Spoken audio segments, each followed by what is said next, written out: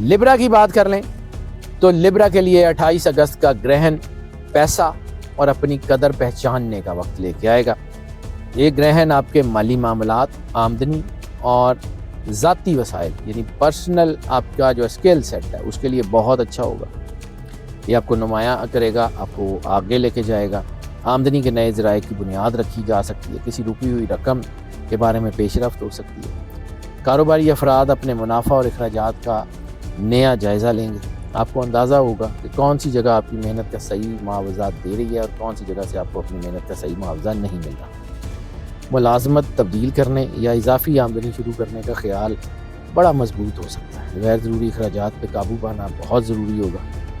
माली फ़ैसलों में जज्बाती होने से बिल्कुल गुरेज करें। और ये ग्रहण आपको ना सिर्फ पैसा कमाने, पैसा बचाने और अपनी मेहनत की असल कदर पहचानने का सबक ज़रूर दे के जाएगा।